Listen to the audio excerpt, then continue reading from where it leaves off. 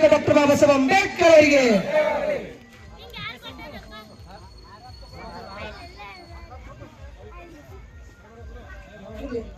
ಪುಷ್ಪ ಒಂದು ನಿಮಿಷ ಎಲ್ಲರ ಕೈ ಮುಗಿರಿ.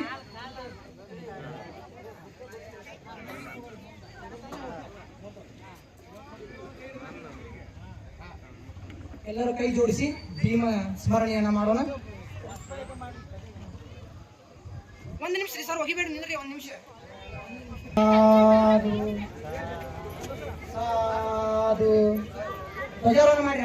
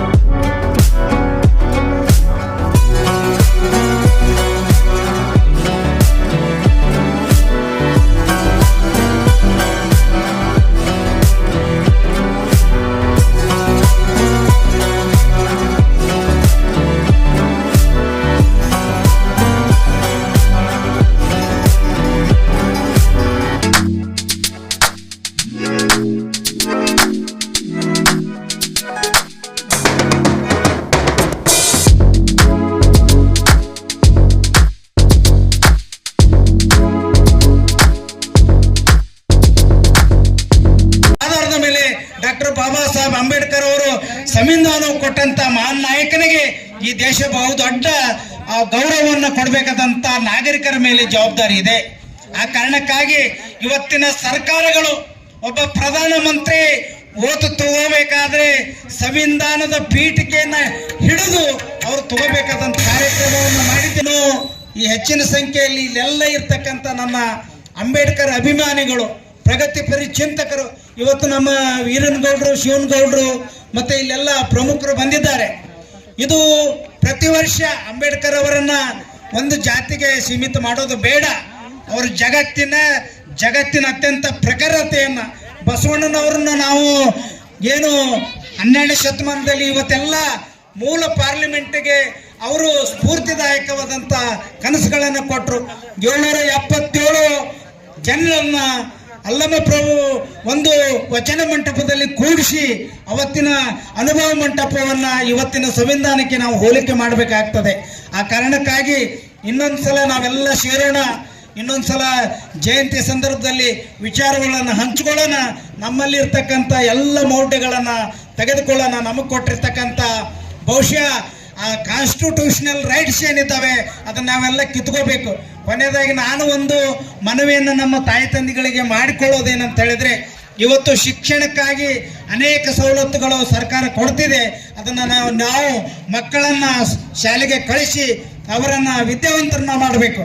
ಯಾವಾಗ ನೀವು ಶಿಕ್ಷಣ ಕಲಿತೀರಿ ಅವಾಗ ಸರಿ ತಪ್ಪು ಅನ್ನೋಂಥದ್ದು ನಿಮ್ಮ ಕಣ್ಣೆದುರಿಗೆ ಬರ್ತಿದೆ.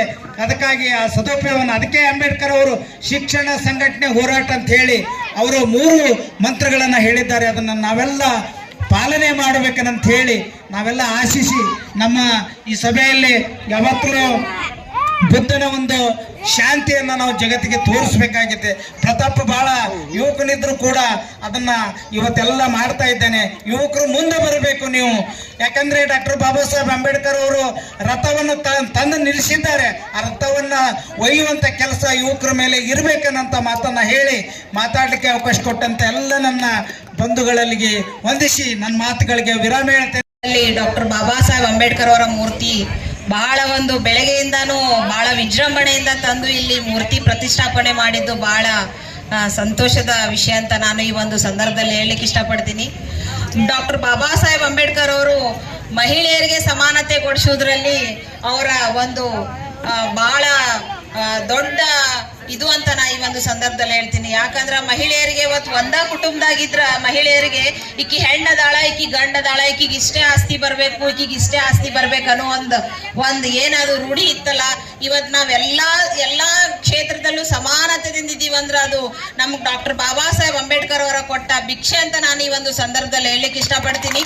ಅದೇ ತರ ನಾ ಮಹಿಳೆಯರಿಗೆ ಒಂದು ಮಾತು ಹೇಳಲಿಕ್ಕೆ ಇಷ್ಟಪಡ್ತೀನಿ. ನಾವು ಎಷ್ಟೇ ನಾವು ಬಾಬಾ ಸಾಹೇಬ್ರಿಗೆ ಪೂಜೆ ಮಾಡಿದ್ರು ನಾವು ಅವ್ರ ಋಣ ತೀರ್ಸ್ಲಿಕ್ಕೆ ಆಗಲ್ಲ. ನಮಗೆ ಯಾವ ದೇವರು ಯಾವ ದಿಂಡ್ರು ನಮ್ಗೆ ಏನೂ ಮಾಡಿಲ್ಲ, ಮಾಡಿದ್ದು ಬಾಬಾ ಸಾಹೇಬ್ ಅಂಬೇಡ್ಕರ್ ಅವರು. ಅವ್ರ ಬಗ್ಗೆ ನಾವು ತಿಳ್ಕೊಳ್ಳೋನು, ಅವ್ರನ್ನ ಪೂಜೆ ಮಾಡೋಣ ಅಂತ ನಾ ಈ ಒಂದು ಸಂದರ್ಭದಲ್ಲಿ ಹೇಳ್ತೀನಿ.